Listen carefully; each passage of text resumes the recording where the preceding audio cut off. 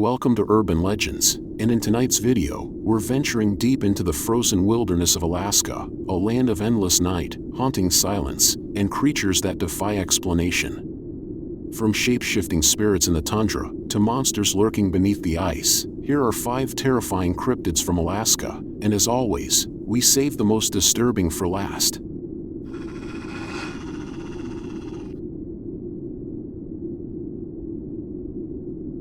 The Tornit are one of the oldest and eeriest figures in Arctic legend. The Inuit tell stories of these beings as huge and hairy creatures that walk upright like humans, but are much taller and stronger, with long arms that reach down almost to their knees. Some are said to have rough grayish skin and eyes that glow faintly in the dark, which makes them even more frightening to come across in the endless winter night. The Tornit don't live in villages the way the Inuit do. They keep to caves or deep valleys, sometimes building rough shelters out of stones and animal hides. They move silently despite their size, slipping through the tundra without a sound, and they often watch human camps from a distance. Hunters tell of hearing heavy breathing outside their tents or seeing huge footprints in the snow that no normal person could make. The Tornit aren't always enemies, but they are unpredictable and quick to anger. In one legend, a Tornit borrows a man's kayak without asking and damages it, and when the man tries to repair it, the Tornit attacks and kills him. It is said that after that, the Tornit turned against humans entirely. They began stealing tools, food, and weapons, sometimes carrying off people who wander too far from camp. The Inuit have learned to be cautious when traveling through certain valleys or along quiet stretches of ice, because those are the places where the Tornit are said to live. Even now, there are remote corners of Alaska where hunters and travelers claim to hear strange howls echoing through the night, or see large shadows moving among the rocks that don't seem quite human. Whether you think of them as a legend, a warning, or something still out there, the Tornit remind people of how wild and mysterious Alaska still is, and how small humans can feel in a land that big.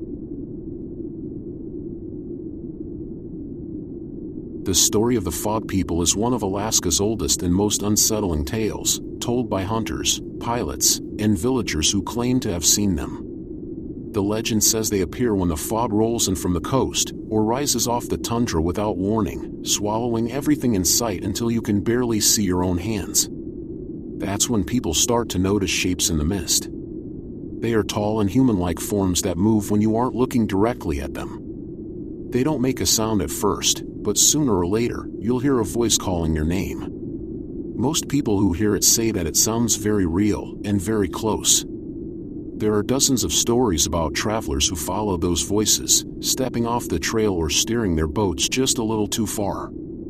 Search teams sometimes find their bodies days later, miles from where they were supposed to be, with no clear sign of what happened. Some are never found at all.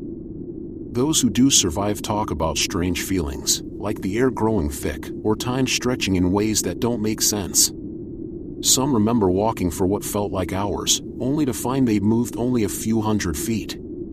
Others say they blacked out completely and woke up somewhere else. Older Inuit traditions describe the Fog People as spirits of those who died lost and alone, still wandering in the mist and drawn to the warmth of the living. Some versions say they're harmless but confused, trying to find their way home. Other opinions say they're jealous of the living and want to pull people into the fog so they won't be lonely. People who live in rural Alaska don't like to dwell on it, but they don't dismiss it either. When the fog begins to set in, visibility can drop to only a few feet, and sound bends strangely, then the brain starts to fill in what the eyes can't see. Whether the Fog People are spirits, tricks of the light, or something else entirely, the warning has stayed the same for generations. When the fog closes in and you hear someone calling your name, don't answer, don't move, and don't follow the sound. People who've spent time around Lake Clark describe a creature unlike anything known to science. They say it is long, dark, and smooth, moving silently just below the surface. Most estimates put it at around 30 to 40 feet in length, with a body as thick as a tree trunk and a head shaped like a seal or perhaps something reptilian. Sightings have been reported for generations, from early bush pilots who spotted massive wakes from the air, to fishermen whose nets were ripped apart by something impossibly strong. Locals say that on still days, when the water looks like glass, the monster can sometimes be seen gliding just beneath the surface before vanishing into the depths. Some witnesses describe the way the water seems to churn and roll long after the creature disappears, as if the lake itself were disturbed. Theories about what it might be range from the scientific to the supernatural. Some believe it could be a giant sturgeon, or an ancient deep-water reptile left over from the Ice Age, perhaps adapted to the frigid and oxygen-poor depths of the lake where few people ever venture. Others claim it's a spiritual being, a kind of guardian of the lake that shows itself when humans take too much or treat the land with disrespect. Even among skeptics, there's a sense that something about Lake Clark feels different. It's vast, cold, and alive in a way that's very hard to explain if you haven't been there. No one has ever captured a clear photograph or caught the creature, but that hasn't stopped the stories. For those who've seen the dark shape moving in the water, the Lake Clark monster is as real as the wind that sweeps through the valley, and in a place as remote and untamed as Alaska, it doesn't take much imagination to believe that something ancient and powerful could still be hiding beneath those deep, silent waters. The thunderbird of the north is a colossal bird, far exceeding the size of any known living species.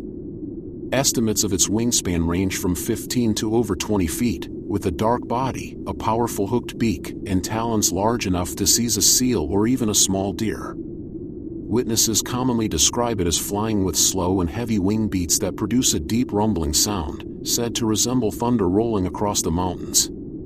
This noise, along with its appearance before or during storms, gave rise to its modern name. Sightings typically occur in remote parts of Alaska, particularly around the Copper River Valley, the Aleutian Islands, and the southern coastal regions near Mount Iliamna and Bristol Bay. Bush pilots, hunters, and fishermen have all reported seeing an enormous bird gliding above ridgelines or briefly appearing out of cloud banks before disappearing again. A few accounts describe the creature perching on isolated cliffs or mountain ledges, with a wingspan large enough to stretch from one side of a small aircraft to the other.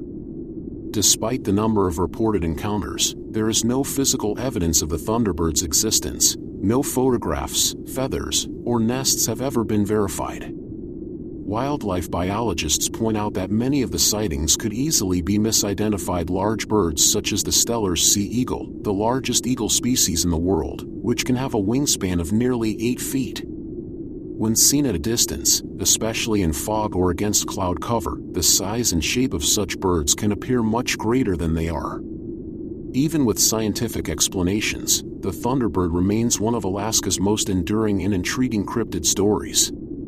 It has been linked by some researchers and enthusiasts to prehistoric birds like Argentavis magnificens or Territornis, enormous species that lived millions of years ago and are believed to have had wingspans approaching those described in modern accounts. Whether these stories stem from ancient memory, misidentification, or something still undiscovered in Alaska's vast wilderness, the thunderbird continues to capture the imagination of anyone drawn to the state's mysterious skies. The Adlet dogmen are creatures from northern legend, spoken of in Inuit and First Nation stories. They are said to live far out in the cold wilderness, in the places where the trees thin out and the land becomes quiet and empty. The Adlet are half human and half dog, tall and fast, with the strength and instincts of a predator. People say they can move across deep snow without slowing down, and their tracks appear suddenly, as if they were dropped there by the wind. When dogs begin to bark for no reason, or when a strange howl echoes across the ice at night, some say that is the sound of the Adlet moving through the dark. In many stories, the Adlet are not just animals or wild men, they are intelligent and cruel, hunting in packs and planning their attacks like people do. They are said to steal food, destroy camps, and sometimes drag travelers away into the wilderness. Their faces are long and fierce, their mouths full of sharp teeth, and their eyes shine like metal when the moon hits them. They are covered in thick matted fur, and their breath smells of blood and rot. Some hunters claim to have seen them standing upright, watching from a ridge or a tree line, as if studying those who enter their territory. Others tell of seeing them run on all fours, faster than any wolf, vanishing between the drifts of snow. The fear of the Adlet runs deep in the old stories, not only because they are violent, but because they belong to the unknown. The Adlet are reminders that not everything in the world can be explained or controlled. In some modern accounts, people traveling through remote parts of Alaska and northern Canada still report strange noises, large tracks, or a feeling of being watched. Whether these are just stories carried forward or something real that still walks the tundra, no one can say for certain. But for those who live in the north, the legend of the Adlet remains a warning. There are things out there that have never learned to fear mankind.